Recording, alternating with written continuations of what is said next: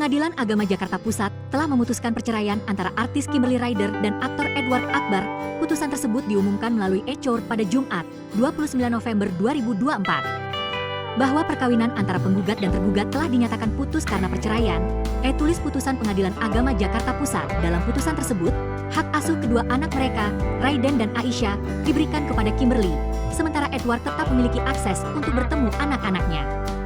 Bahwa, dua orang anak yang bernama Raiden dan Aisyah di dalam pengasuhan penggugat, Kimberly, dengan tetap memberikan akses untuk bertemu kepada tergugat untuk bertemu anaknya.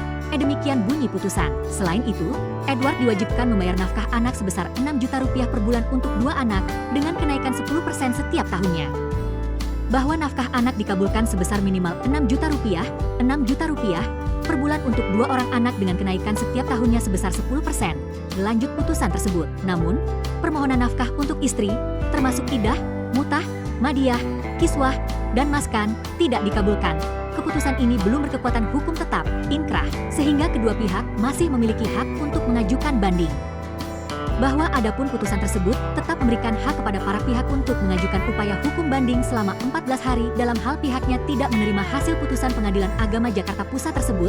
Demikian dinyatakan dalam putusan tersebut. Pengadilan Agama Jakarta Pusat telah memutuskan perceraian antara artis Kimberly Ryder dan aktor Edward Akbar. Putusan tersebut diumumkan melalui e-court pada Jumat, 29 November 2024. Bahwa perkawinan antara penggugat dan tergugat telah dinyatakan putus karena perceraian.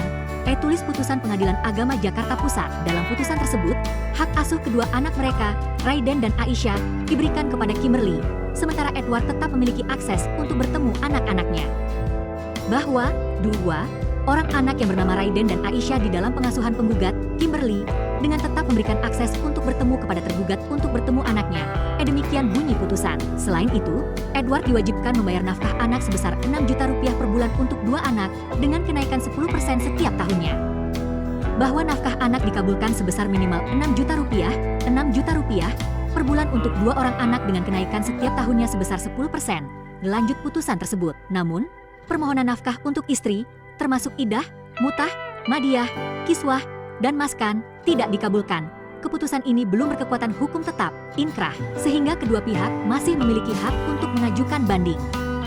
Bahwa adapun putusan tersebut tetap memberikan hak kepada para pihak untuk mengajukan upaya hukum banding selama 14 hari dalam hal pihaknya tidak menerima hasil putusan Pengadilan Agama Jakarta Pusat tersebut. Demikian dinyatakan dalam putusan tersebut.